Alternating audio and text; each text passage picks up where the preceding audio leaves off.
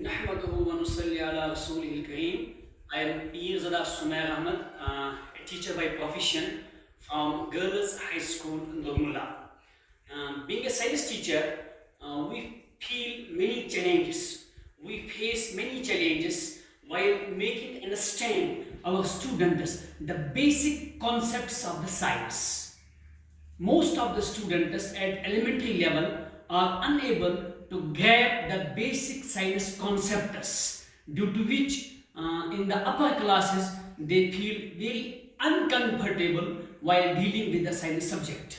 So if a teacher adopts innovative techniques while teaching his science subject at the elementary level, it is very much possible that most of the students will love to take science subject because it is a practical subject and one can easily understand it if a teacher takes the initiative. For example, at the elementary level, we have a topic that is physical change and chemical change. Now, how a teacher can well explain his students what is the difference between a physical change and a chemical change. If a teacher will adopt some practical course in the class, some practical preparations, he may easily be available, he may easily be able to make students understand the difference between a physical change and a chemical change. For example, this is a physical change. I will cut this paper with a scissor.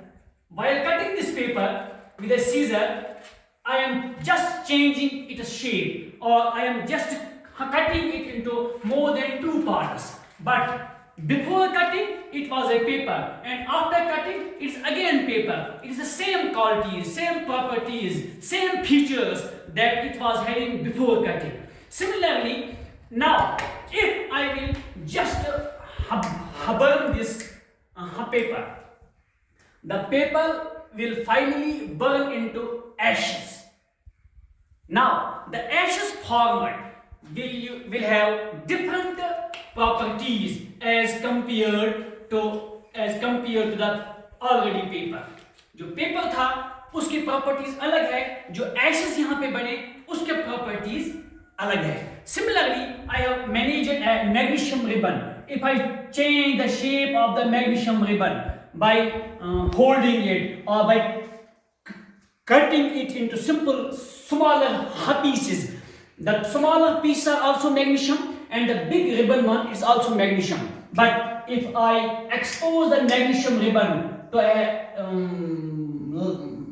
burning element, it will burn and form magnesium oxide, a white paper. A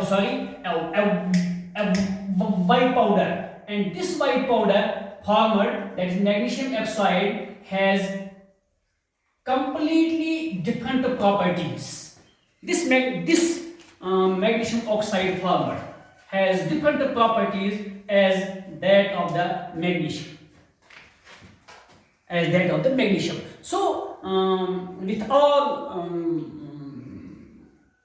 with these physical exposure to the experimentations and different techniques, we can make our students understand that what actually is difference between a physical change and a chemical change. By cutting, by molding, one can just change the shape, the size of an object.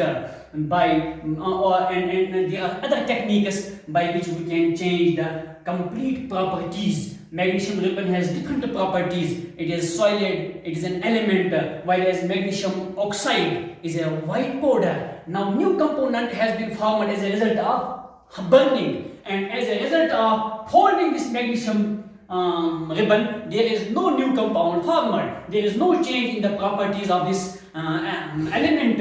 So by exposing children at the elementary level to these experimentations, we can easily be able to make our students understand the difference between a physical change and a chemical change, and likewise other topics of the science. Thank you very much. Wish you all the best.